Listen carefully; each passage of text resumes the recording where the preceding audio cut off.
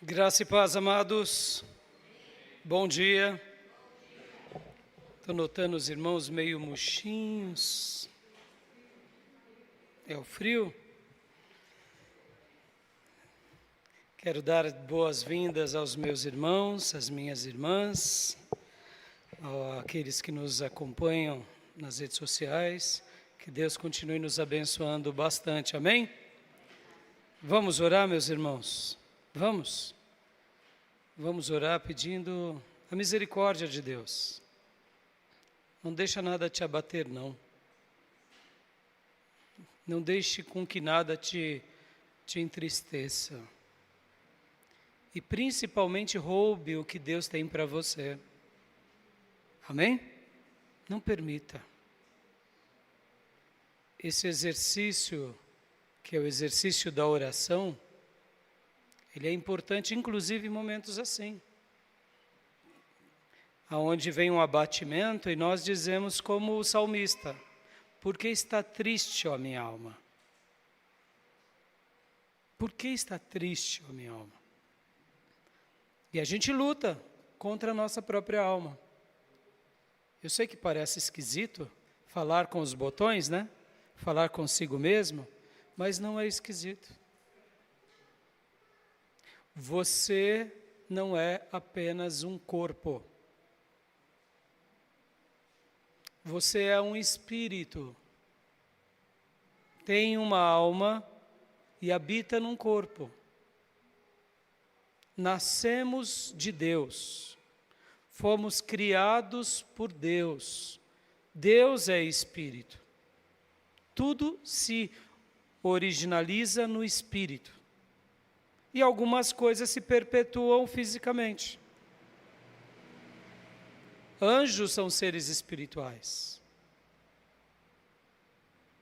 Demônios são seres espirituais. E um dia, na agenda de Deus, Ele criou esse mundo. Criou eu e você. Para um propósito imortal. Imortal porque um dia nascemos. Mas nunca mais teremos fim. Amém, meus irmãos? Então vamos orar. Não deixa com que nada te abata. Pensamentos furtivos, preocupações, desânimos. Como eu disse, por que está triste, ó minha alma? Por que está abatida dentro de mim? Essa pergunta ela é muito oportuna, porque teríamos nós motivo para tal? Humanamente falando, temos, não é? Mas quando olhamos para a obra que Deus já deixou pronta para nós, não temos motivo de se permitir ser vencido. Não é motivo de passar pelos embates, não. Os embates virão, mas se permitir ser vencido é outra coisa. Então vamos orar? Ou você já jogou a toalha? Jogou? Se jogou a toalha, então nem ore. Nem ore. Deixa que eu oro por você. Mas eu vou orar por você. Lute a boa luta. Existem motivos e razões que nos abatem mesmo. Mas é nessa hora que olhamos para aquele que tudo pode. E clamamos por Ele, e Ele abre o mar vermelho. Amém? É assim que Ele vai fazer conosco, agora. Amém? Vamos orar. Pai, muito obrigado por mais esse culto, por esse momento, por esse instante. E agora, Pai de amor, eu oro pelo Teu povo, pelo Teu aprisco, por cada um de nós, pela nossa amada igreja, e que, ó Deus, aquele que estava se permitindo ser vencido, ó Deus, que agora o Senhor trabalhe no coração do meu irmão, da minha irmã, e que o Senhor arranque toda dúvida, toda tristeza, todo abatimento, e que tudo aquilo que não vem do Senhor contra nós, querendo roubar principalmente a Tua palavra e a Tua presença de nós, caia por terra agora em nome de Jesus. Como a Tua palavra diz, Senhor, nós somos o Teu povo, somos os Teus servos, e queremos apenas, ó Deus, a tua presença e as tuas bênçãos ao nosso lado. E tudo aquilo, seja de ordem física, seja, ó Deus, de ordem espiritual, ou quem sabe emocional, que não te agrada, que caia por terra agora em nome de Jesus. Como diz a tua palavra, Senhor, que pelo teu nome expulsaríamos demônios. E se algum demônio ou demônios tem se levantado contra o meu irmão, contra essa família, e tem, ó Deus, tentado arrancar a tua palavra do coração deles, que caia por terra agora em nome de Jesus, porque como ministro do teu evangelho, eu ordeno, bata em retirada agora, em nome de Jesus, da vida do meu irmão ou desse lar, e que todo desânimo, que toda confusão, ou quem sabe que toda perturbação seja destruído agora em nome de Jesus. Amém. Amém, meus irmãos. É o nome do Senhor que nos dá vitória. Amém? Você crê nisso? Amém. Glória a Deus. Creia nisso, é o Senhor, é o nome do Senhor. Deus tem o melhor para nós. Sempre foi assim e sempre será assim. Aleluias. E quando alguma coisa vier sobre você, diga: meu Deus vive. Ele reina. Ele é maior do que o meu problema. Ele é maior do que a minha luta. Ele é maior do que a minha mente ou eu mesmo. Porque muitas vezes o problema não está nem no outro, está dentro da gente. É nessa hora que você diz: Senhor, eu não consigo vencer os meus pensamentos, mas o Senhor pode mudar a minha forma de pensar. Meus irmãos, Ele já te deu a eternidade. Nós estávamos desgarrados, indo em direção ao inferno. Na cruz, Ele disse: está consumado, o sangue dele foi vertido. A sua alma que estava sobre o poder do diabo, agora não está mais sobre o poder do diabo, agora a sua alma está segura nas mãos do Nazareno. Aleluia. E aquele que vai à mão dele, de nenhuma forma ele lança fora, ele abandona. Logo, se ele pode salvar a tua alma e a minha, porque ele não pode mudar os nossos pensamentos, sentimentos.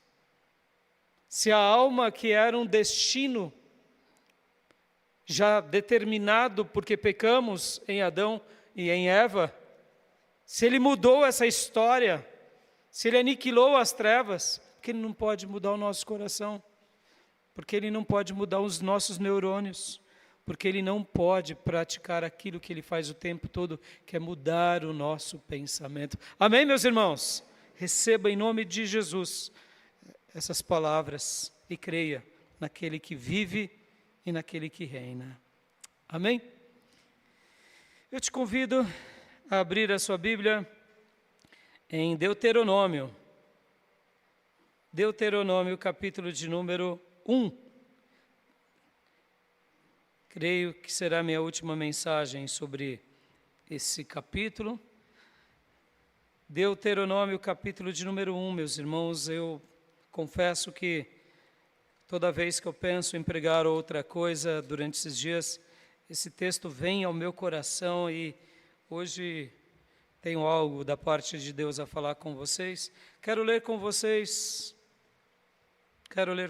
apenas alguns versículos do capítulo 1. Quero ler o versículo 27, o versículo 36 e o versículo 38. Mas depois leremos outras porções. Livro de Deuteronômio, capítulo de número 1, versículo de número 27, lerei na versão NVI. Diz assim a palavra de Deus: queixaram-se em suas tendas, dizendo: o Senhor nos odeia. Por isso nos trouxe do Egito para nos entregar nas mãos dos amorreus e destruir-nos. Presta bastante atenção no comecinho do versículo. Queixaram-se em suas tendas. Preste bastante atenção à expressão tendas. Versículo de número 36. Exceto Calebe, filho de Jefoné, ele haverá, e eu darei a ele e aos seus descendentes a terra em que pisou, pois seguiu o Senhor de todo o coração. Presta bastante atenção aqui. Calebe. Começa falando de Calebe. E agora vem o líder de Israel, Josué. Versículo 38.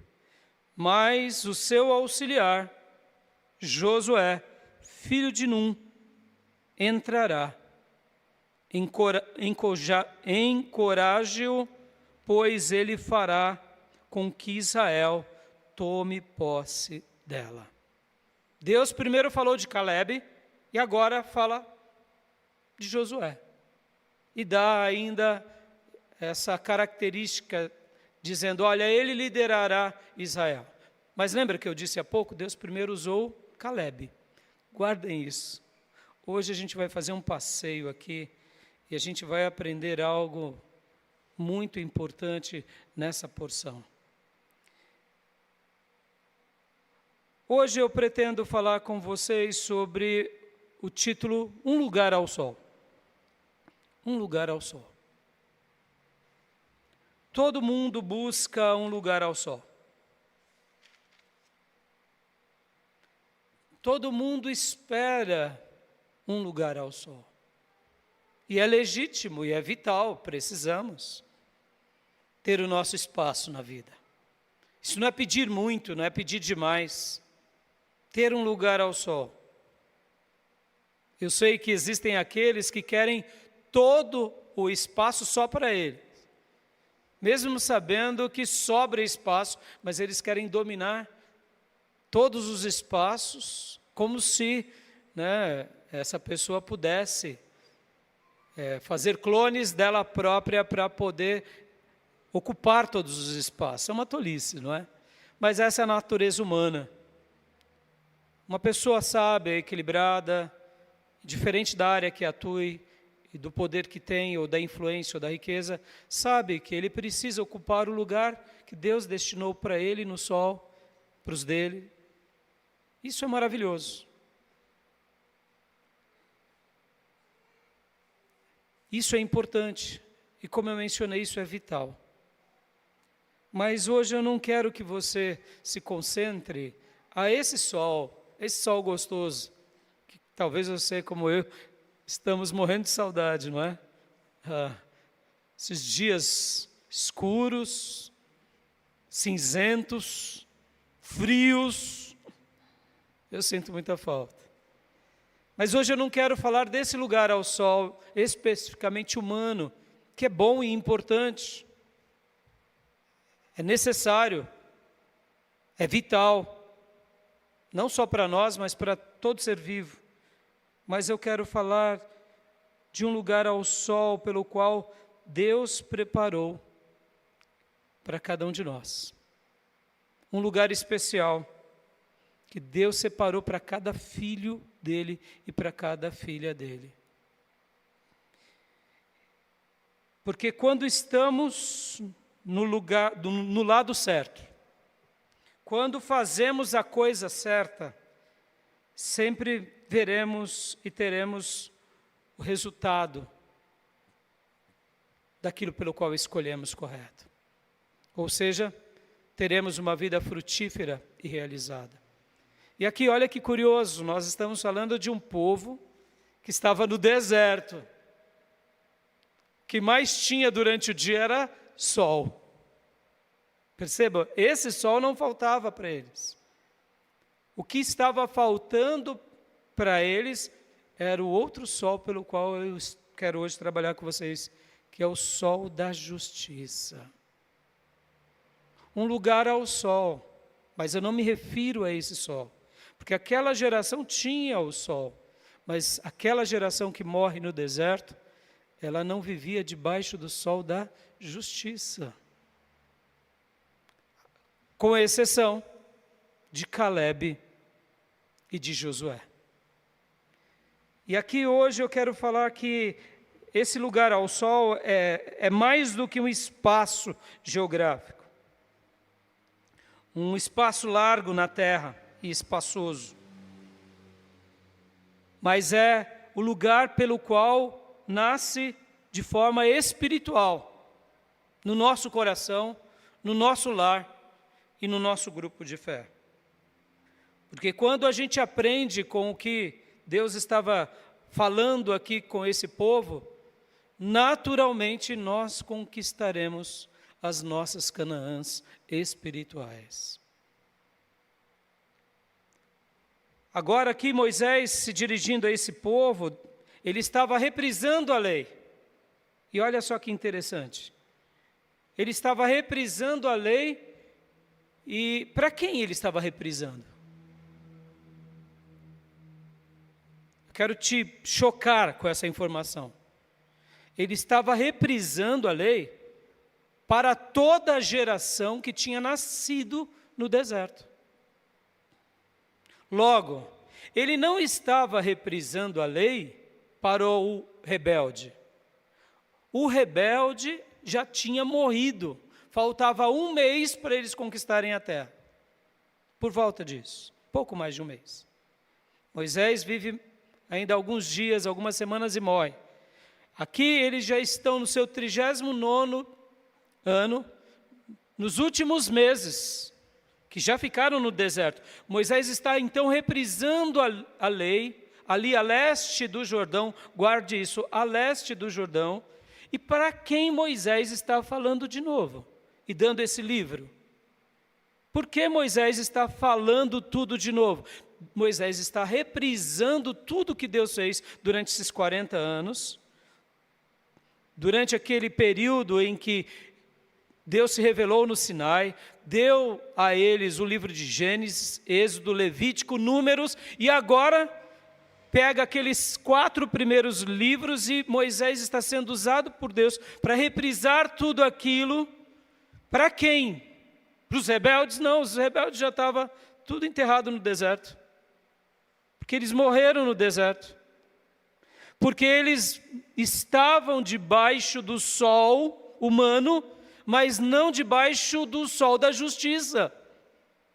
E eles pereceram, mas não pereceram porque Deus queria isso, eles pereceram porque foram rebeldes, desobedientes, incrédulos, e o texto ainda, a gente vai ler já já, ainda o chama de geração maligna.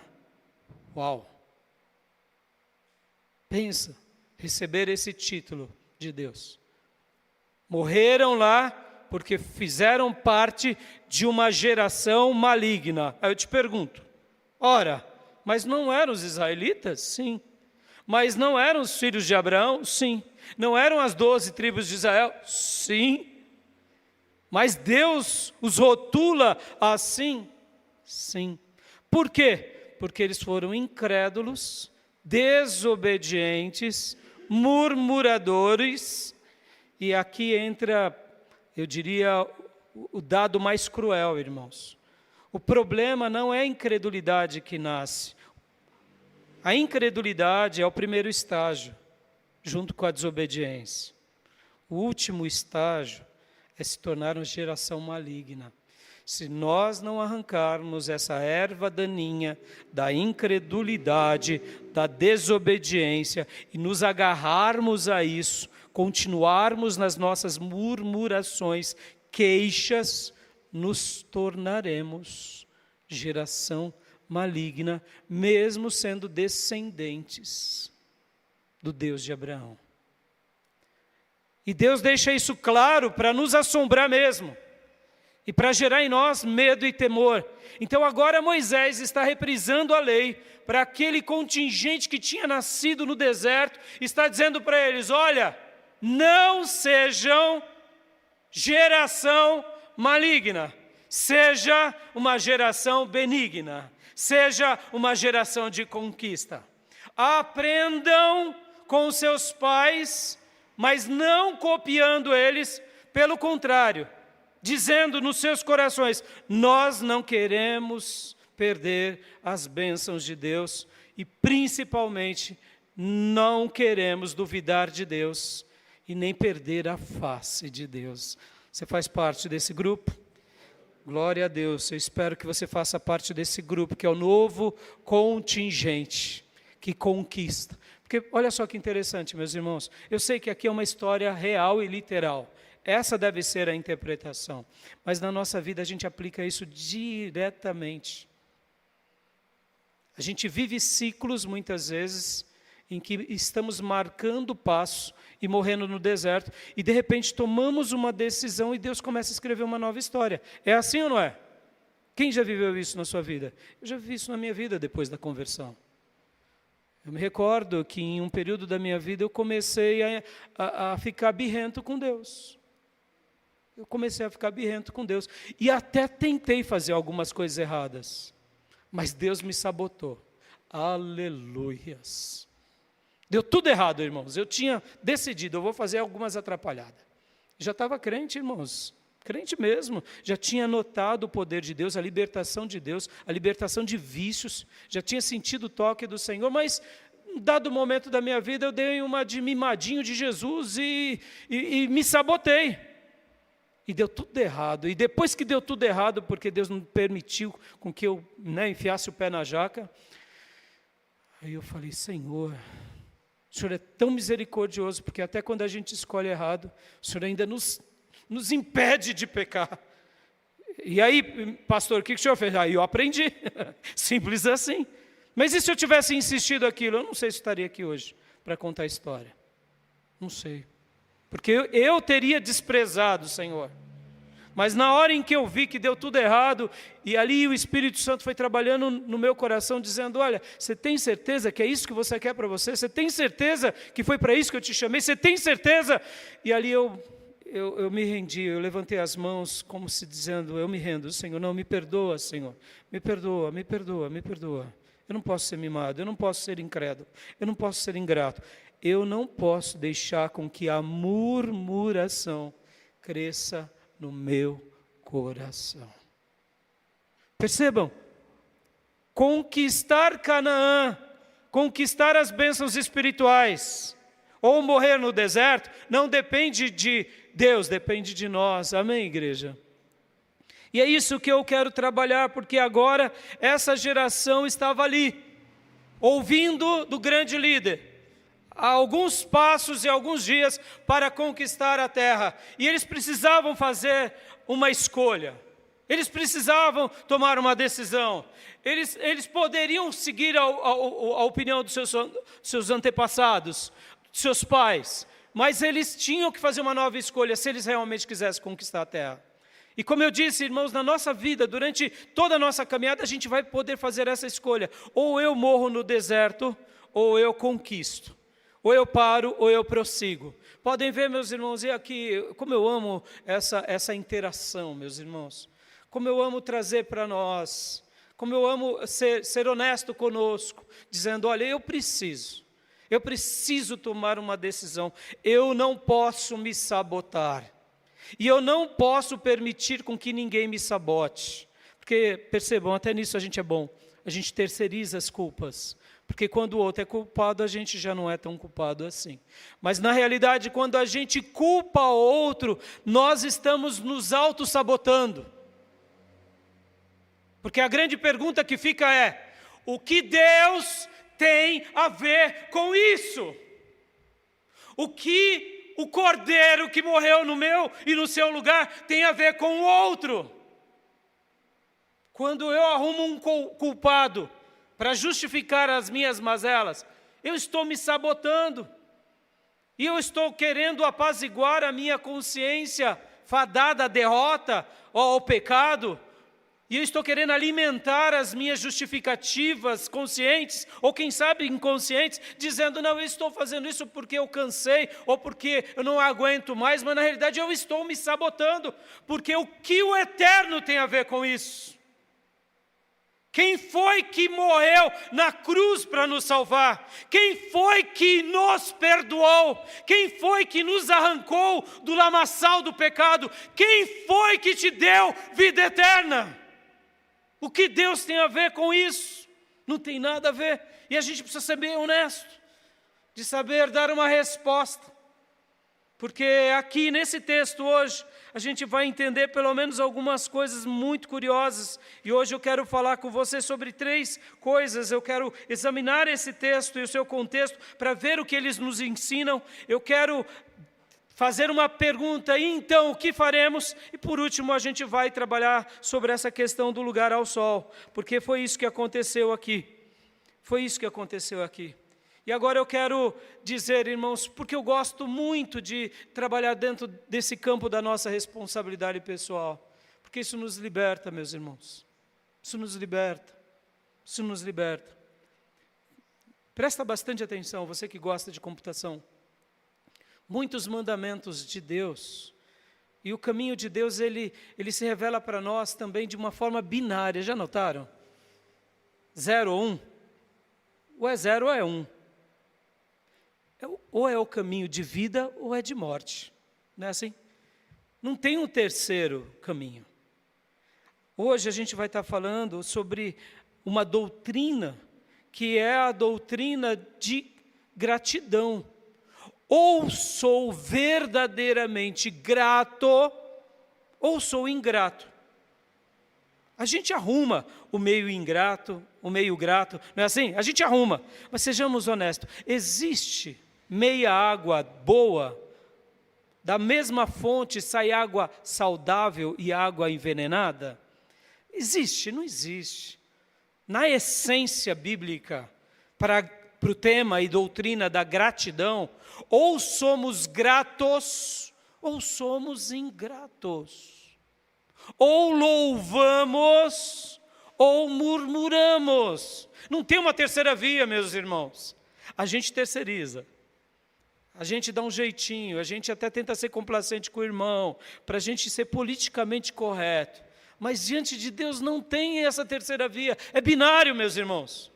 Ou a gente é grato e louva, ou a gente é ingrato e murmura e pragueja e se autossabota.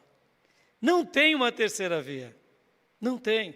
E é isso que a gente vai trabalhar hoje aqui, porque muitos desanimam e até morrem no deserto, porque dão ouvidos a murmúrios, queixas, ou vive o alto murmúrio e a auto-queixa. É bem interessante essa questão. Porque muitas vezes ninguém nota que eu sou um queixume, uma pessoa que me reclamo muito, ninguém nota, porque politicamente não é bom a gente demonstrar que a gente é negativo, principalmente se você é uma pessoa mais estudada, se você ainda gosta das áreas da biologia, ou quem sabe da anatomia, ou quem sabe da saúde mental, como psicólogos e terapeutas. Você sabe que reclamar é ruim, que reclamar faz mal. Você sabe que há uma resposta química e física para aquele que é negativo, para aquele que fica vendo noticiários que quando você liga a TV, jorra sangue. Você sabe disso. Isso daí te fere, isso daí te assombra.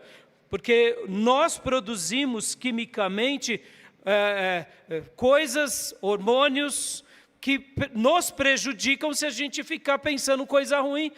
Outrora, se nós pensarmos em coisas boas e úteis, é o oposto. Então você sabe que muitas vezes politicamente é inviável ficar sendo uma pessoa reclamona. Ninguém gosta de estar perto do reclamão.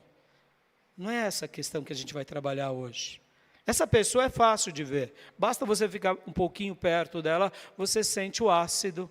Você sente, que nem dizia uma irmã, fulano é um porco-espinho, né, pastor? Eu nunca mais me esqueci, eu falei, uau, porco-espinho, é curioso. Você vai fazer um carinho e, ai, dói, porque são os ferrões. É fácil a gente conhecer quem é porco-espinho relacional, quem é ácido. Mas e aquela pessoa que dentro do seu coração, ela é, de fato, uma pessoa que queixa, que é negativa, que é incrédula, que não tem mais esperança, que ela está se auto-sabotando. Ela até tenta maquiar durante um tempo, mas essa pessoa não consegue se manter de pé por muito tempo. Por quê? Porque, irmãos, tudo que não é do coração não perdura. Mais cedo ou mais tarde a gente prova quem realmente somos. A gente externaliza o que nós cremos, o que fazemos e o que de fato somos e desejamos. E como eu dizia, o mundo científico, médico, mostra que, vocês já ouviram falar do efeito placebo, não é? O efeito placebo, que é tomar um remédio que, de fato, né, é uma pesquisa onde metade recebe o componente químico e metade não recebe. E naquele que não recebe o remédio, de forma que recebe ali, no caso, farinha e açúcar, ele tem o mesmo efeito, muitas vezes, do que o outro. Porque, irmãos, dentro de nós, o nosso cérebro, ele produz hormônios bons. E ele, ao mesmo tempo, quando a gente realmente começa a ter pensamentos bons, estou tomando um remédio do médico, não, eu vou melhorar, o nosso organismo responde. E responde positivamente, abaixando os hormônios de estresse, de cortisol, e liberando substâncias químicas como endorfina, ou melhor, endorfina, e outras coisas boas, como hormônios da alegria. Então percebam, meus irmãos, olha que tem vezes que o efeito é oposto também. Eu não sei se você já ouviu falar do efeito nocebo. Sabe qual que é o efeito nocebo? O efeito nocebo é quando uma pessoa, por exemplo, ela pega a bula de um remédio, e ela precisa tomar aquele remédio, mas ela vê lá desritmia, dor de cabeça, dor de barriga, e aí ela começa a tomar o remédio e no mesmo tempo começa a sentir os mesmos efeitos. Mas o corpo dela, de fato, não reage. Mas por que ela reagiu assim? E só para vocês terem uma ideia, tem pessoas que, em virtude do efeito nocebo, chegam até a morrer, irmãos. Sabe onde a gente viu o efeito nocebo na prática, alguns anos atrás? Na pandemia. Na pandemia, eu não estou dizendo que ela não existiu. Eu estou dizendo que, psicologicamente, as pessoas foram tão adoecidas, não sai de casa, não se mexa, que as pessoas morreram pelo medo, pelo caos. E adoeceram por causa disso. Percebam, meus irmãos, esse lado humano, ele é interessante, mas eu quero hoje dissecar o nosso coração. Porque aqui, meus irmãos, nesse texto que a gente vai ver, em primeiro lugar, eu quero que você acompanhe comigo agora algo bem curioso. Porque existe um lado certo. Leiam comigo Deuteronômio, capítulo número 1, versículo 1. Olha só o que diz. Estas são as palavras ditas por Moisés a todo Israel no deserto, a leste do Jordão, na Arabá, defronte de Suf, entre Parã e Tofel, Labã, Hazerote, Dizabe. Mas presta bastante atenção nessa expressão, a leste do Jordão. Quero gastar um minuto aqui explicando algo. Os pontos cardeais, lembram? Norte, para cima, sul, leste, né, no caso para a direita, e oeste, para a esquerda. O sol nasce para nós, ou para quase todas as nações do mundo, com exceção do Polo Norte e do Polo Sul, nasce em que direção dos pontos cardeais? Leste. Por que nós chamamos de Oriente? Porque, na realidade, o sol nasce primeiro lá. Essa expressão Oriente, ela é bem peculiar e bem curiosa, porque é da onde nasce o sol. Onde nasce. E só para vocês, por que eu estou falando sobre isso, né? Historicamente, esse ponto cardeal leste, ou como alguns lugares chamam de este, é onde o sol nasce. E dessa expressão, né, Oriente, também nasceram algumas palavras bem curiosas. Nasceu a palavra nascente, origem e a expressão orientar. Olha que lindo. Orientar e origem vem dessa expressão Oriente. Oriente.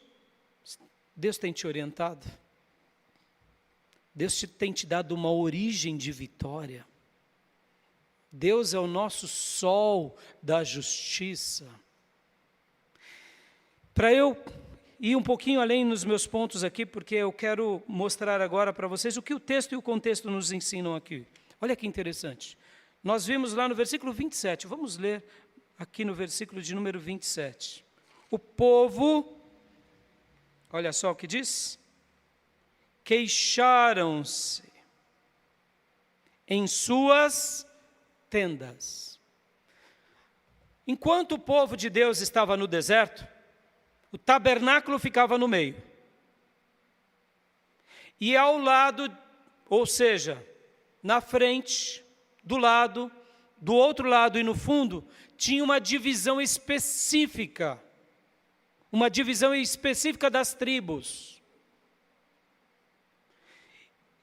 E na organização divina, guardem isso, a tribo de Judá ficava a leste.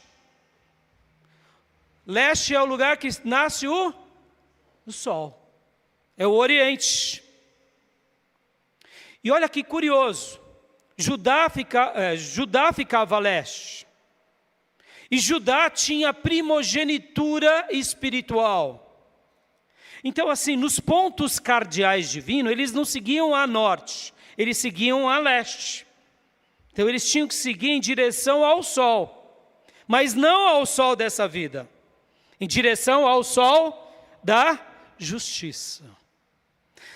Nós não lemos lá que Calebe é um daqueles que vence? É um daqueles que herdam a terra juntamente com os seus descendentes. Ou seja, na tenda de Calebe foi uma tenda vencedora. Porque na tenda de Calebe eles não murmuraram. Vai pegando. Meus irmãos, eu amo estudar a Bíblia. Agora que eu não estou fazendo aqui, meus irmãos, uma cabala espiritual, tá? Eu estou dizendo o seguinte, eu estou pegando o texto bíblico e só estou lendo para vocês. Mas todos esses segredos estão aqui na Bíblia, meus irmãos. E eu não estou querendo inventar. Como eu disse, meus irmãos, a gente vai trabalhar sobre a doutrina da gratidão e da ingratidão.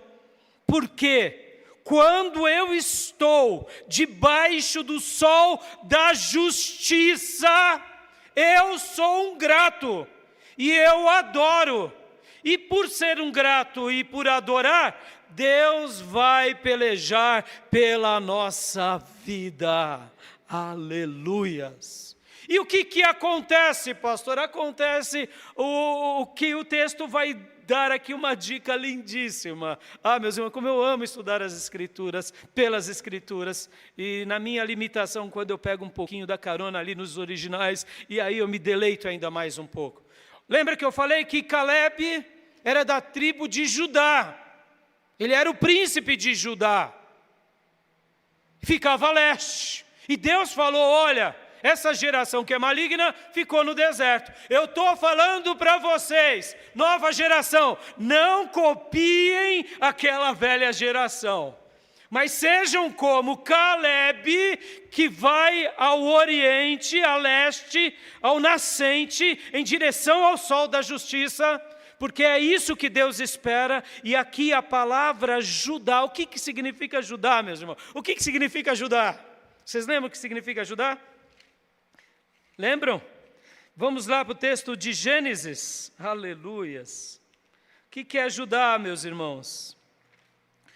Quando nasce esse filho de Jacó, o que significa a palavra Judá, meus irmãos? Gênesis 29, 35. Aleluia, olha que texto maravilhoso. Engravidou ainda outra vez e, quando deu à luz, mais outro filho disse, desta vez louvarei o Senhor. Assim deu-lhe o nome de Judá. O que significa Judá, meus irmãos? Judá significa adorar ao Senhor. Lembra que eu disse que na organização do acampamento divino, a primeira tribo que ia na frente era a tribo de Judá. E Judá significa louvor. O que Deus estava ensinando para aquele povo, para aquela nova geração? Caleb entrará, porque Caleb fez valer a sua linhagem. Ele louvou ao Senhor, enquanto todos os demais murmuraram. Posso ouvir glórias a Deus, meus irmãos? Em outras palavras, quem está vivendo verdadeiramente debaixo do sol da justiça, louva, louva e louva. E agora, a palavra de Deus, nós lemos, e vamos retornar já já, falou que depois também iria Josué. De que tribo era Josué, meus irmãos? Que tribo que era Josué? Hã? Que tribo que era Josué? Lembram? Vamos lá, seminaristas. Que tribo era Josué? Efraim, efraimita. E o que significa a palavra Efraim? Hã? O que significa a palavra Efraim? Lembram que José teve 2 filhos. José teve 2 filhos. E ali, quando ele tem um dos filhos, ele disse: o Senhor, Ele apaziguou a minha dor na terra onde eu tenho sofrido. E esse nome foi de Manassés. E Efraim? O que significa Efraim? O Senhor tem me abençoado. Colheita dobrada. Agora vamos lá, voltando ao acampamento. O tabernáculo ficava no meio. 3 tribos de um lado, 3 tribos de outro, 3 tribos dos demais lados, mas a leste, que era o norte deles, ou seja, eles caminhavam em direção a leste, em direção ao sol da justiça. Mas quem ficava na retaguarda? Na disposição do tabernáculo e das tribos? Efraim. Olha que coisa curiosa! Efraim fica a sul, no caso, no nosso sul, nos nossos pontos cardeais, mas ficava no oposto, a oeste. Então, quando o tabernáculo se movia, e principalmente a gente vai ver isso, abra comigo, só para vocês terem uma ideia, meus irmãos, o que eu estou falando não é assunto cabalístico, abra em Juízes, deixa o dedo aberto em Deuteronômio que a gente vai voltar. A gente está fazendo uma grande aula aqui, abram em Juízes capítulo de número 1, olha que coisa linda. Morrem-se os grandes líderes de Israel, e agora começa o período de juízes, e eles estão tendo crises, e inimigos se levantam contra eles. Juízes capítulo 1, versículo 1. O que está escrito aí em Juízes 1, 1? Depois da morte de Josué, os israelitas perguntaram ao Senhor: quem de nós será o primeiro a atacar os cananeus? Quem de nós irá na frente? Quem de nós? Percebam, eram 12 tribos. Num primeiro momento a gente pensa, vai os levitas, né? Que é a tribo sacerdotal. Não, eles ficavam no meio, protegendo e guardando todas as demais tribos, dando aquela ideia de a presença de Deus tem que estar no meio, é o mais importante, para abençoar todos. Mas tem que ir alguém na frente. Qual foi a resposta de Deus a esse povo aqui, logo depois da morte de Josué? Porque Josué já vivia isso. Lembram que eu falei? Que é um contingente enorme de pessoas que vão conquistar a terra. Vamos lá, com Josué eles conquistam a terra?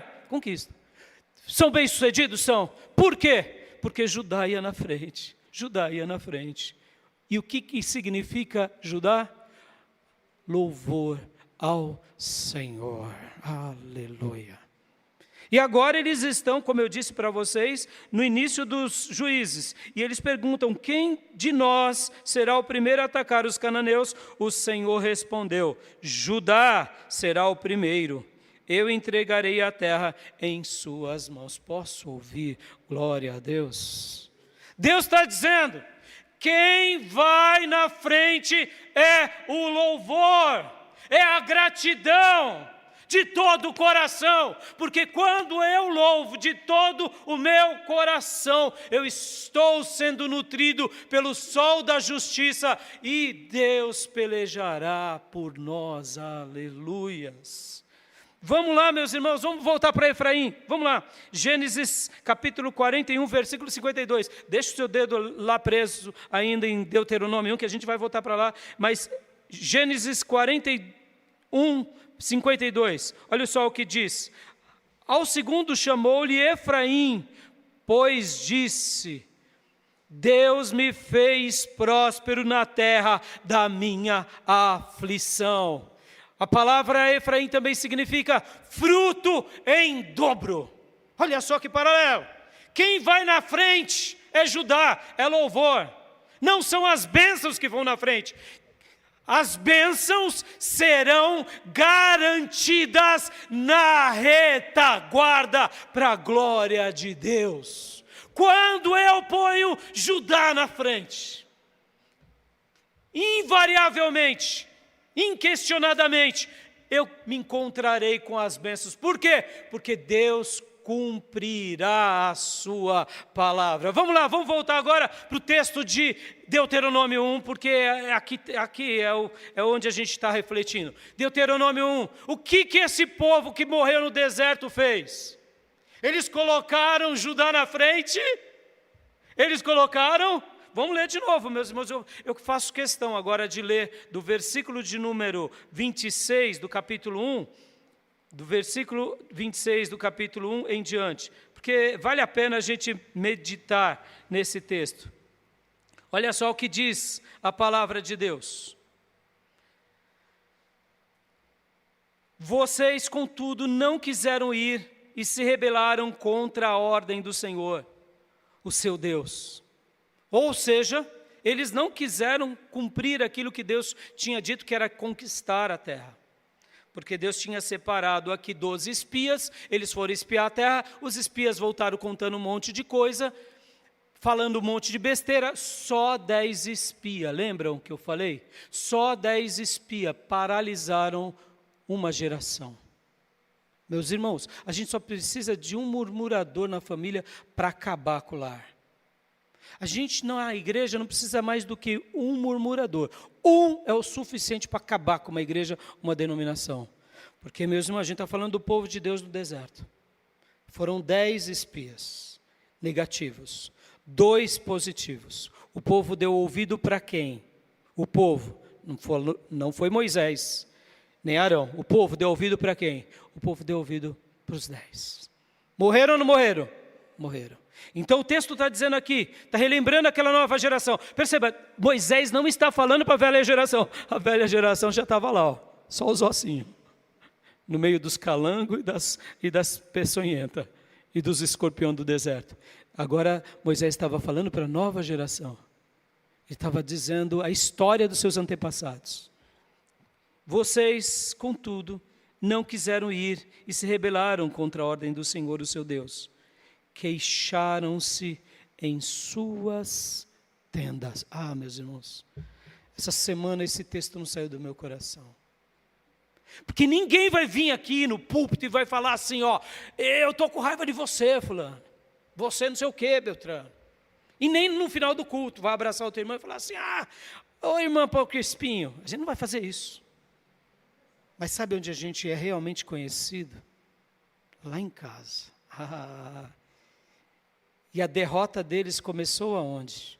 Em casa. Na tenda. Só que teve uma tenda, ou melhor, 2 tendas, que o queixume não entrou. Aleluia. Foi na tenda de Judá o Calebe e na tenda de Efraim Josué. Aleluia. A contenda não entrou nessa tenda não. Mas e nas demais? Aí entrou, aí não teve jeito. E quando entrou, o que aconteceu? Morreram no deserto. Porque lembra que eu disse, meus irmãos, a murmuração muitas vezes pode até parecer legítima, mas ela é uma demonstração de incredulidade. E ela causa algo negativo em nós no mundo físico. Porque se eu fico vendo coisa ruim, se eu fico ouvindo veneno, eu sou contaminado, meus irmãos. O nosso corpo cria respostas negativas, eu perco a energia.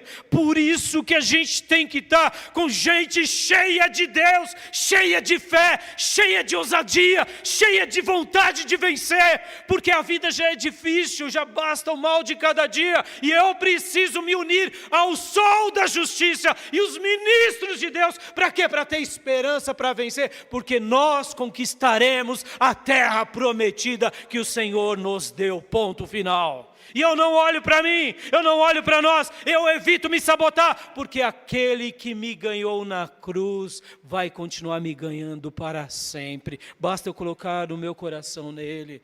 Aleluia. E aqui voltando, versículo 27. Queixaram-se em suas tendas, dizendo: o Senhor nos odeia, por isso nos trouxe do Egito para nos entregar nas mãos dos amorreus e nos destruir-nos. Olha só, meus irmãos, olha que loucura. Deus me odeia, sabotando. Ora, Deus tinha feito tantas coisas, mas se sabotaram. E se deixaram se sabotar. E aqui, continuando o texto.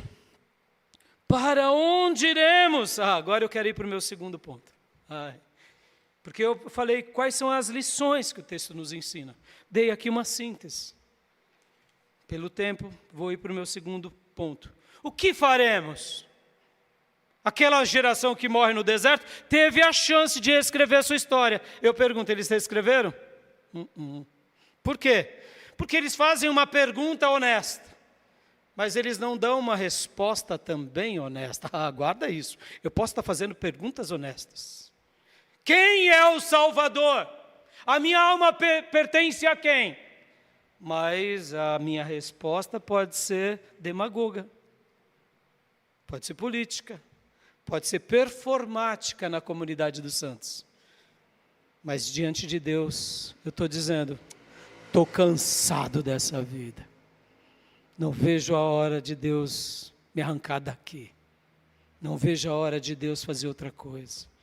E aí eu te digo, essa pergunta, por mais linda que seja, e de fato é, se a nossa resposta não for à altura, a gente morrerá no deserto. O que faremos? Versículo 28, vejamos. Para onde iremos? Nossos compatriotas nos desanimaram quando disseram: o povo é mais forte e mais alto do que nós. As cidades são grandes, com muros que vão até o céu. Vimos ali os Enaquins. O que faremos? Para onde iremos? Versículo 29, então eu lhes disse: não fiquem apavorados, não tenham medo deles. Quem é que estava dizendo aquele povo rebelde? Moisés. Mas quem é de fato que estava dizendo aquele povo rebelde? Era Deus na boca de Moisés. Percebam, meus irmãos, deixa eu até fugir um pouco aqui do clichê religioso, porque o irmão muitas vezes, passa por uma dor forte, irmãos. Na minha opinião, acho que não há nada mais forte do que a morte. Nada. A morte é a dor mais terrível para uma família.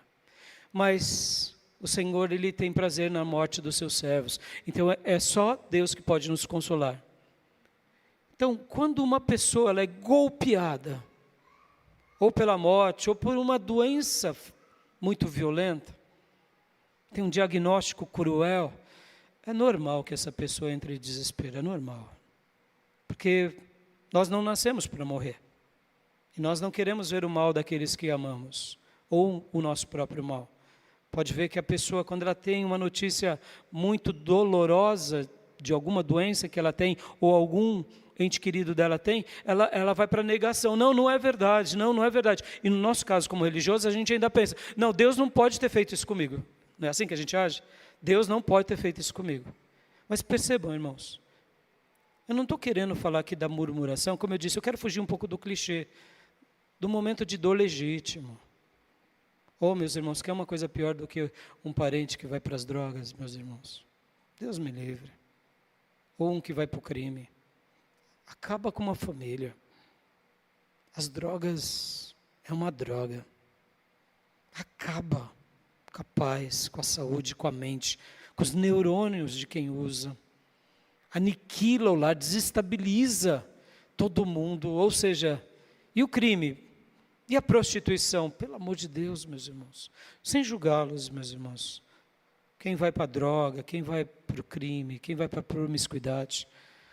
Não estamos aqui para julgar. Estamos aqui para orar por eles, para que eles se encontrem com o sol da justiça. Mas vamos lá.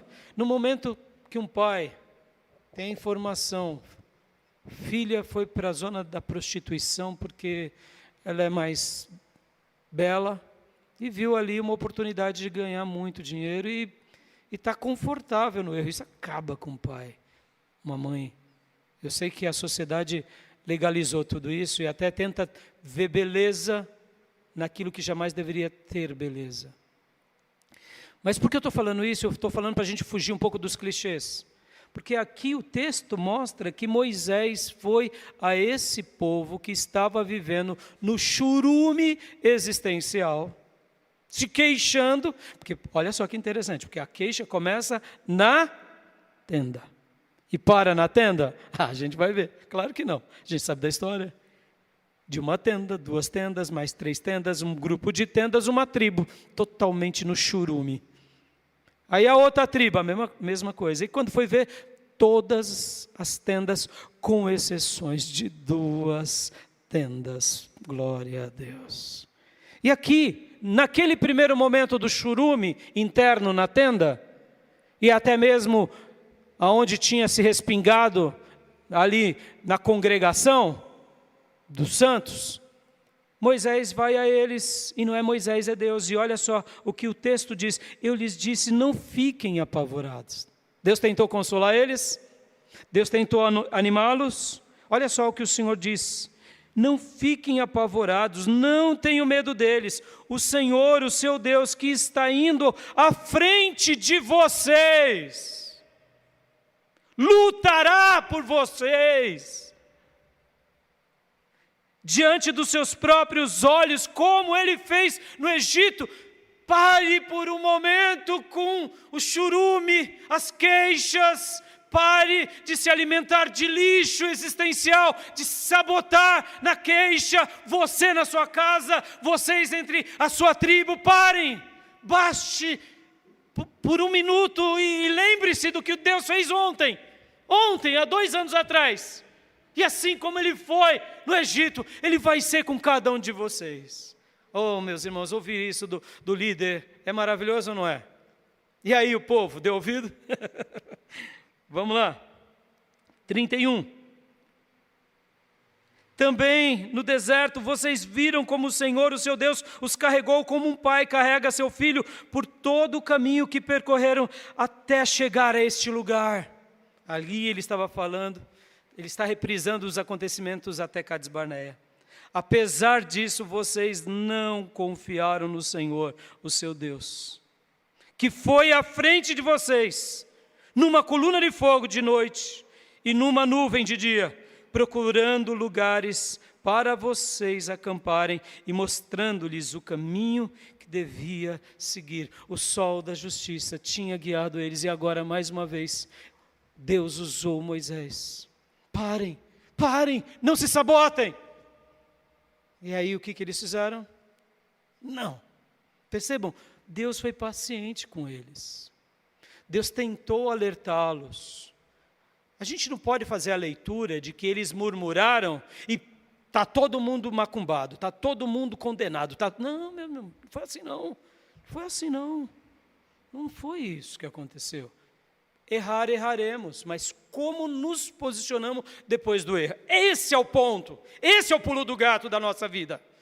Tem hora que a gente erra de forma consciente, como eu disse, da minha história. Eu quis me sabotar, eu tive um momento ali de bobinho de Jesus. Foi meu momento.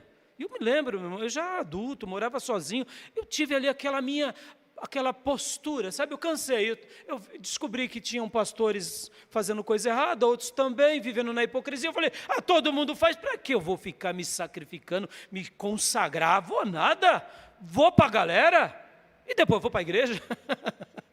Aí Jesus não deixou eu ir para a galera, aleluia, vocês não imaginam a minha alegria. Porque eu aprendi, eu falei, Deus, o Senhor me livrou. Mas Deus me permitiu colher um pouquinho desse sentimento do coração na minha frieza. Porque nesses dias, meus irmãos, não pense vocês, a oração tinha perdido o brilho para mim. Eu orava apaixonadamente por Deus. E durante esses dias de autossabotamento, a oração já não passou a ser mais nada tão relevante. E a Bíblia? A Bíblia também não. E a igreja? A igreja tinha dias que era legal, porque aí eu ouvia aquilo que eu queria, então era legal. Mas no dia que o pastor descesse o cajado, eu falava, hoje o culto não foi bom. Graças a Deus eu vi a frieza nascendo, crescendo como algo grande em mim. E ali eu clamei, me lancei aos pés do Senhor e disse, restaura-me, Senhor. E o Senhor me restaurou. E eu não precisei de uma nova experiência. Porque eu estou falando isso, a gente vai colher, meus irmãos, aqui. Fugindo dos clichês, esse povo aqui foi alertado por Deus. Eu não vejo Moisés assim, com o cajado na mão, batendo. Povo, para agora, porque senão vocês vão morrer. Povo, para agora, povo. Vocês estão murmurando, Deus me revelou, vocês vão... Eu vejo Moisés terno, olha os outros livros. O povo vinha, reclamava, Moisés orava para Deus. E Moisés era tranquilo, tipo assim, Senhor, eu te conheço, sol da justiça, eu te sigo. Só me dá sabedoria para lidar com esse povo. E Deus foi dando. Então, quando o povo começou a pecar aqui na incredulidade e na reclamação, na murmuração, ele foi e falou ao povo, e esperou o quê? Não, eles vão me ouvir. Eles vão ouvir Josué e Calebe. Eles vão ouvir. E o povo não ouvia. Qual que é o retrato que fica aqui dessa geração maligna, que Deus depois a sentencia, a gente vai ler? É que foi um povo que se agarrou ao seu autossabotamento. Aí, meus irmãos, quando a gente se agarra, dizendo, não tem jeito, Jesus. Espírito Santo, pode dar meia volta. Não, nada nem ninguém vai me fazer mudar. Aí pronto. Esse autossabotamento consciente, insistido, chega uma hora que transborda o cálice da ira de Deus. Aí quando Deus determina, aí já não tem mais jeito. Mas percebam, meus irmãos, historicamente quem fez isso? São poucas pessoas, pelo menos que nós sabemos. E poucas gerações. E essa foi uma das gerações que se autossabotaram. Porque olha só, meus irmãos, o que eles queriam? Lembra que eu falei que tem que ir o louvor na frente que ajudar? Lembra disso? E Efraim vai na retaguarda? Porque essa é a tese da minha mensagem. Judá na frente. Efraim sempre na retaguarda. Nunca é o contrário. Na hora que a gente põe Efraim na frente, ou seja, eu quero bênção dobrada, e eu ponho louvor lá atrás, porque se Deus me der o louvo, morre no deserto. Olha como é forte, meu irmão, olha como é forte. Se eu sigo a Deus, desejando a bênção, pela bênção, eu já estou assinando o decreto de que morri no deserto. Porque não é como Deus quer, é como eu quero. E eu vou atrás da bênção dobrada, do fruto dobrado. Não foi assim com José, meus irmãos, não foi assim com ninguém, por que será assim conosco? Quem tem que ir na frente da nossa vida, amados, é Judá, é o louvor. E quando eu ponho louvor na retaguarda, Deus me permitirá ter fruto dobrado, porque Ele prometeu que as bênçãos nos alcançariam. E o que faremos? O que faremos? O que faremos é bem simples, irmãos. A resposta, eu vou pegar emprestada a ideia ideia da nossa irmã Sheila, que na quarta-feira ela falou se nós conhecemos os Os de Deus, né? Eu falei, olha, que Os é esse, né? A onisciência, a onipotência, a onipresença. Enquanto eu fazia a minha lição de casa, eu vi que temos 3 L's. A resposta, o que faremos? São os 3 L's que eu acabei de dizer. Porque temos uma primeira coisa que de fato, é somente saber do lado correto. Escolher um lado. É só isso. Lembra que eu falei que é binário? É escolher um lado. Que lado nós devemos estar? Que lado nós devemos escolher? O lado da gratidão ou da ingratidão? O lado de Judá ou o lado da murmuração? Escolher um lado. Então, é a leste. Lembra que Judá ficava a leste? No oriente, ou seja, na frente do tabernáculo, na frente da igreja, na frente da nossa alma, tem que ir o louvor para sempre. O outro L é do próprio Judá. O que significa Judá? Louvor ao Senhor. Então, a gente escolhe um lado, é o leste, e a gente sabe que esse leste tem que estar louvando, porque eu posso escolher a leste. Você veio para a igreja, você escolheu um lado, você está na casa do Pai, mas a pergunta que fica você está louvando? Era o povo de Deus do deserto, mas estava louvando? E o terceiro aspecto, lembra que eu disse que Efraim ficava atrás? Porque o fruto é dobrado, mas fruto dobrado vem quando? Vem no tempo de Deus, da forma de Deus. E eu poderia dar um outro L, a gente tem que aprender a esperar com longanimidade, ou seja, com paciência. Então, é a leste, é louvando e é tendo paciência, porque quem vai trabalhar pela nossa vida é o Senhor. Moisés estava dando para essa nova geração o caminho da vitória. O caminho da vitória que Caleb e Josué sabiam muito bem, juntamente com Moisés e Arão. E terceiro e último lugar, um lugar ao sol. E agora aqui eu quero dissecar um pouco e aplicar na nossa vida tudo o que eu trouxe aqui com vocês. Vamos lá, minha primeira pergunta. Como somos em nossas tendas? Como falamos em nossas tendas? Porque aqui na igreja ninguém fica vociferando coisa feia. O porco espinho aqui é tosado, ou é maquiado. A gente põe uma capa anti-espinho e vem. Então os outros não notam. Mas como somos na nossa casa? Porque lembra que eu disse? Moisés teve paciência com aquele povo e fala para eles, lembra eles, Deus pegou todos vocês no colo. E qual foi a resposta deles? Vamos ver a resposta agora do versículo de número 34 em diante. Quando o Senhor ouviu, olha só meus irmãos, 34 em diante. Quando o Senhor ouviu o que vocês diziam, lembra? A murmuração nasceu na tenda. Lá na tenda. Aí a tenda não parou. Porque aquilo que a gente faz em casa, leva-se para a praça. A gente é o que de fato acreditamos e fazemos, meus irmãos. Mais cedo ou mais tarde, tudo vem à tona. E aqui, quando o Senhor ouviu o que vocês diziam, agora o churume não estava na tenda, estava na congregação, estava no ajuntamento, estava ao redor do tabernáculo. Ele é santo. E aí o que diz o texto? Quando o Senhor ouviu o que vocês diziam, irou-se e jurou, ninguém dessa geração má verá a boa terra que jurei dar aos seus antepassados. Aleluias. Agora no versículo 35, nas versões atualizadas, diz assim, certamente nenhum dos homens desta maligna geração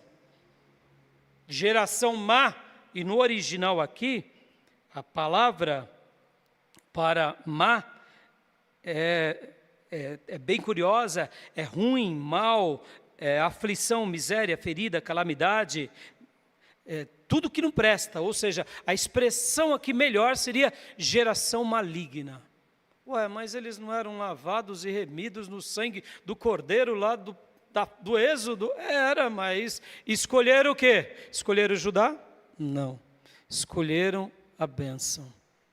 Escolheram se auto-sabotar. E automaticamente escolheram murmurar. Alguém já disse essa frase, eu refletindo essa semana, fazendo as minhas lições de casa, eu reconheço que a gratidão gera louvor, ou o verdadeiro louvor gera um coração grato. E a murmuração gera ingratidão, e a murmuração é o louvor que damos a Satanás. Podem ver, meus irmãos, é verdade.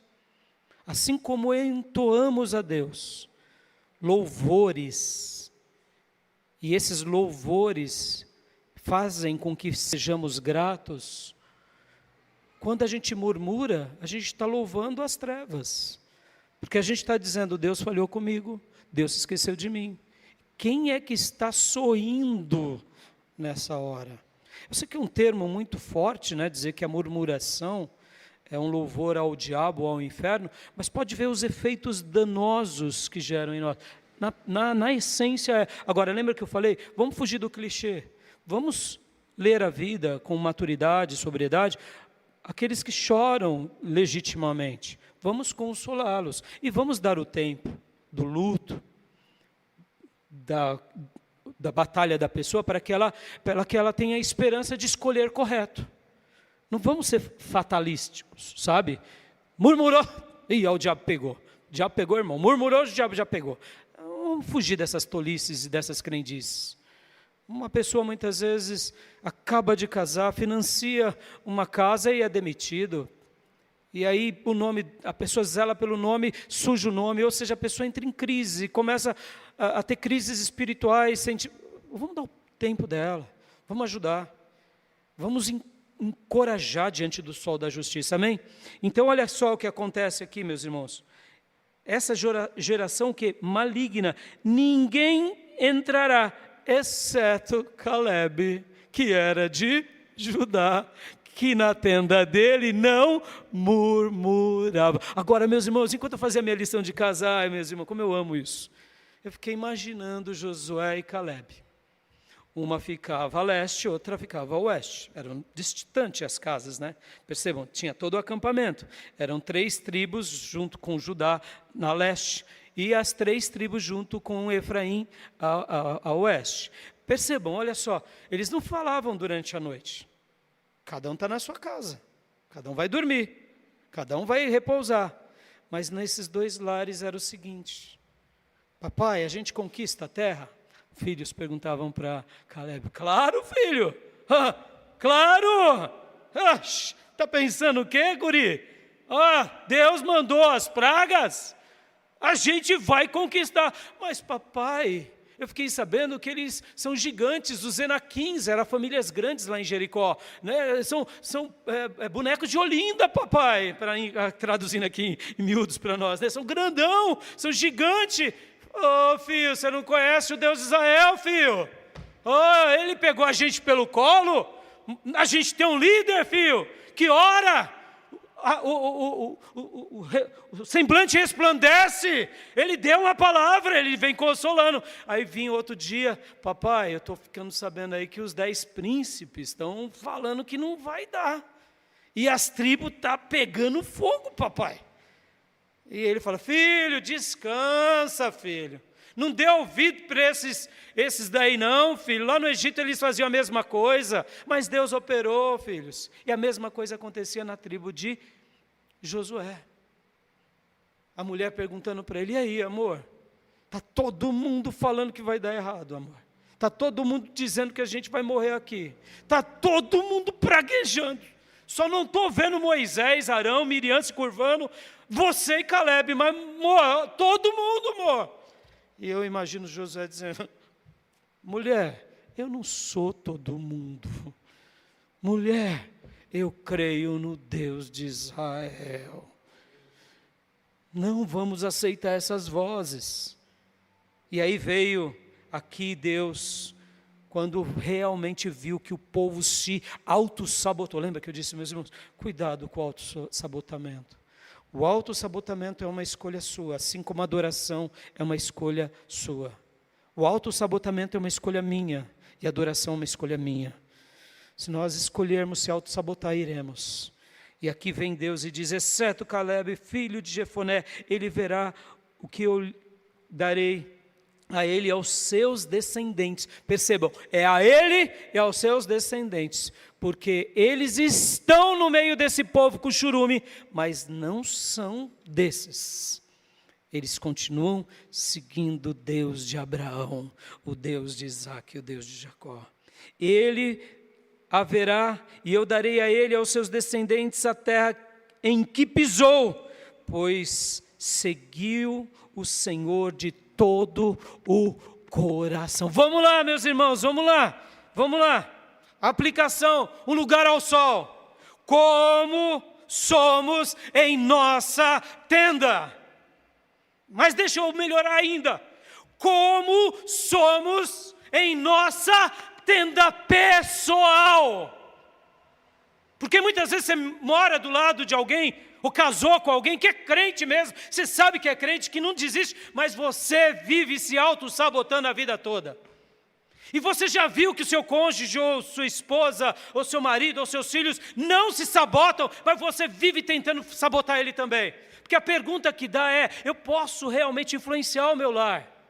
Mas a pergunta que fica é, como eu sou de fato? Eu creio de fato? Eu amo de fato? Eu sigo de fato? Eu estou disponível? Porque, meus irmãos, na nossa casa as pessoas nos conhecem muito bem. Nas nossas casas nós revelamos quem de fato somos. Podemos até ser performáticos religiosos de carteirinha, mas na essência revelaremos a nossa essência. Se somos uma geração maligna ou se somos uma geração benigna. Aqui na igreja, diante das tribos, nós podemos demonstrar algo alvissareiro, podemos dizer palavras bonitas, podemos demonstrar palavras que edificam aos demais, mas enquanto o nosso coração está morto e a nossa fé é legalista, é cínica, ó meus irmãos, Deus não escreverá uma história de conquista, de espiritualidade, de vida em abundância, se aqui dentro, nessa tenda, na tenda do templo do nosso coração, a gente estiver morrendo. Como somos em nossas tendas? E aqui, deixa eu melhorar um pouco mais essa pergunta, porque eu estou no meu terceiro ponto, um lugar ao sol. E nas nossas crises? E na falta dos recursos, quando vem o boleto para pagar? E na doença? Que a gente cuida bem da saúde, cuida direitinho, não come besteira, faz toda uma dieta e de repente cai de cama? E aí, como somos? De que lado temos ficado? Temos escolhido o lado certo, a leste? Temos escolhido a tribo correta do louvor? Ou temos dado ouvido às 10 tribos derrotadas? O que nós temos feito, meus irmãos? Eu me lembro de uma vez que eu já estava aqui pastoreando a igreja, eu tinha acabado de casar, há poucos anos do meu casamento, e eu recebi uma vaga para ser gerente de um banco lá no Pregão, que era um banco francês. E ali eu fiquei muito feliz, porque um cargo, depois de gerente, vem só diretores. E então eu falei, poxa, cargo de gerência, um banco francês, né, era o CCF, Crédit Commercial de France, muito prestigiado aqui no país. E passado alguns anos, o HSBC comprou. E aí, o que você espera, né? O HSBC comprou, você vai ser demitido. E eu me lembro, irmãos, que logo nessas mudanças, lá nós tínhamos, como em toda corporação, sempre tem as disputas, né, meus irmãos? E quem é gerente tem que saber lidar com as pessoas, com os demais gerentes, com os seus diretores. E logo depois que o HSBC comprou, passamos aquele período de transição e etc e tal, quem fica, quem não fica, vamos ser mandados embora, não vamos, quer dizer, muitas dúvidas, né? Logo depois que veio a estabilização, um novo gerente, que já trabalhava conosco no CCF, assumiu a corretora, e ele era um gênio, irmãos, ele era um gênio, formado na FGV, falava vários idiomas, pensa numa mente brilhante, mas na gestão ele era um ogro. Na arte de liderar pessoas ele era um ogro. Ele não tinha habilidades. Ele era inteligente. Imagina, formado na FGV, pós-graduado, viajando o mundo, de família nobre e tal. Mas ali ele virou... na arte de liderar pessoas ele era ruim. Mas pensa num camarada ruim. Ele mais um, ele não sabia nem... Era ruim. Nem todo gênio vai ser um bom líder. E nem todo líder precisa ser um gênio. Guardem isso. Liderança são estilos, são dons, se aprende, são linguagens. Mas, voltando.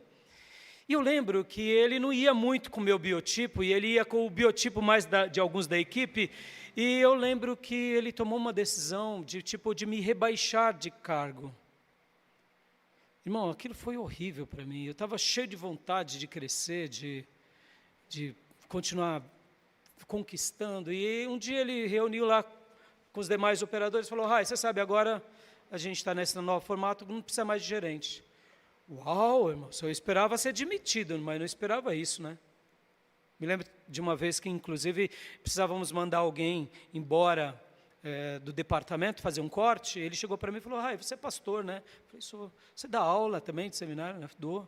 Então, a gente vai precisar cortar alguém. Você não quer já se dedicar ao ministério integral? Aí eu olhei para ele nos olhos dele e falei assim: chefe, entre eu e você, vai você para a rua. Eu fico. Manda embora qualquer um. Eu não. Você está louco? Mas você não é pastor? Eu falei: eu sou pastor e eu sei zelar. E eu tenho uma mulher e filhos e uma igreja para cuidar. E Deus me deu aqui. Então, mãozinha sua, tira dessa mesa. Porque, a não ser que você queira me mandar embora. Mas se eu tiver que escolher entre eu e você, vai você para a rua. Aí ele tomou um choque, né? Tipo assim, porque, meus irmãos, eu tenho um cara de bobo. Falo que nem bobo. Ando que nem bobo. Mas uma coisa eu sei, eu não sou bobo, entendeu? O fato de ser uma pessoa para cima, do bem, ajudar todo mundo, ajudar até quem não gostava de mim, ele é bobinho, ele tomou uma na mão, né? Aí nunca mais fez esse tipo de proposta. Mas resumindo, logo um pouco tempo depois ele me deu esse golpe. Meus irmãos, imagina, a gente estava aqui em plena construção da igreja, foi tão difícil. Eu pensei, agora eu vou cozinhar um galo velho. Eu vou trabalhar, eu era gerente, tinha um salário muito alto, e então pensei comigo: bom, agora eu cozinho um galo velho, deixa eles me mandar embora, vou trabalhar meia boca. Aí o Espírito Santo falou assim: mas você trabalha para ele? Você trabalha para esse ogro? Aí eu disse: não, eu trabalho para Jesus, foi Jesus que me deu esse emprego. E ali orei, clamei a Deus, falei: Jesus, eu fui humilhado, mas me ajuda a escrever uma nova história. Meus irmãos, foram 2 anos de humilhação, até um dia que uma nova mudança estava tendo dentro do banco, e ali veio uma diretora de RH e falou: Rai, aconteceu isso com você? Eu falei: aconteceu, mas não pode, isso dava uma multa violenta para o banco mesmo. Você não pode rebaixar uma pessoa, fica a dica aqui, viu? Você que é líder, você não pode rebaixar uma pessoa, manda ela embora e contrata ela de novo, com cargo inferior. Você não pode rebaixar, porque isso é muito humilhante. E ela falou: mas como você conseguiu energia para poder continuar? Porque eu vejo aqui que você não é mais o chefe, mas você continua sendo o chefe. Todo mundo, até a alta diretoria te valoriza como chefe. Aí eu contei para ela a experiência que eu tive. Lembra que eu disse que eu comecei a buscar Deus, pedir para Deus me restaurar? Pois bem, eu lembro que eu estava lendo o livro de Gênesis naqueles dias que eu orava. E ali eu estava lendo José do Egito, quando tudo de mal acontece com José. E ao ler José, eu me identifiquei. Eu falei: Deus, está tão difícil trabalhar, está tão difícil levantar cedo. aguentar aquele cara querendo me prejudicar, e os cúmplices dele, né, meus irmãos? Porque imagina, antes eu era o líder, né? E esse gerente tinha os cúmplices dele aqui, agora somos todos iguais, ou seja, os outros colegas já não me ouviam mais, me humilhavam, e aí você fica vendido. E eu comecei a chorar diante de Deus, e Deus, foi como se Ele te imprimisse assim no meu espírito: filho, administra no caos. Porque José administrou no caos. Porque quem administra no caos, colherá frutos abundantes ali na frente. Porque qualquer tolo administra bem quando está sobrando dinheiro, meus irmãos, é ou não é? Está sobrando dinheiro, você pode dar a mão para um tchongo, ele vai administrar bem, está sobrando dinheiro. Agora, somente pessoas especiais administram no caos. José administrou bem no caos do calabouço. José administrou bem na traição com a esposa de Potifar. José administrou bem depois, na cisterna com os irmãos ele administrou bem, depois com Potifar e por último no calabouço. Ou seja, ele administrava o caos. Só pessoas guiadas pelo sol da justiça faz isso. E aí eu contei isso para essa gerente e ela começou a chorar. E ela falava: ai, fique tranquilo, seu cargo está de volta. E aí eu voltei, e aí fizeram uma reunião, e aí o gerente de cabeça baixa falou: a gente viu aqui, né, você vai ter que voltar, né, você volta a ser o gerente. Eu falei, pensei comigo, eu nunca perdi, meus irmãos, dentro de mim, percebam, eu pus Judá na frente, eu falei: Senhor, me ajuda. Resumindo, irmãos, depois de muitos anos, o pregão estava para fechar, esse diretor foi mandado embora, assim, de uma forma, esse gerente meia ruim. E eu lembro como hoje, meus irmãos, quando eu saí do banco, eu saí cumprimentando a alta diretoria, porque eles fizeram questão de me cumprimentar, se despedir, dizer: olha, no dia que você precisar da gente, volte aqui. Eu brinco com os meus filhos até hoje, eu falo: essa carta está aqui na manga até hoje. Uma hora, quem sabe, eu posso precisar, né, da ajuda desses banqueiros, dessas grandes pessoas. Só para vocês terem uma ideia, o presidente do HSBC da América Latina, Brasil e América Latina, fez questão de me receber na sala dele e falar: até logo, Rai, você não vai querer mais ficar, né? O pregão fechou, você podia ter ficado aqui conosco. Eu falei: não, chefe, não aguento mais, porque eu estava muito cansado de pastorear a igreja, trabalhar lá na bolsa. Eu falei: não estou aguentando mais, estou muito cansado. Aí ele falou: mas olha, valeu. E a própria secretária dele disse assim: para a glória de Deus, eu estou contando esse testemunho, irmão, para te fortalecer. Ela disse assim: Rai, você escreveu a história nesse banco. Eu falei assim: glória a Deus. Lembro do nome dela, é Andréia. Sabe o que acontece, meus irmãos? Na hora do caos, na hora da dor, como realmente somos? Lembra que eu fiz a pergunta, o meu terceiro e último ponto, um lugar ao sol? Como nós temos agido nas crises? Como que a gente tem feito? A gente tem escolhido a leste, no oriente, olhar para o sol da justiça. A gente tem louvado mesmo. Eu sei que é difícil. É difícil quando a gente é aviltado, quando a gente é golpeado, quando a gente é traído, quando a gente está no fundo do poço. Mas eu te digo, continue escolhendo Judá. Porque vai vir para você e para mim o quê? Uma colheita farta, frutos dobrados para a glória de Deus. Quem está indo na sua frente? É Judá?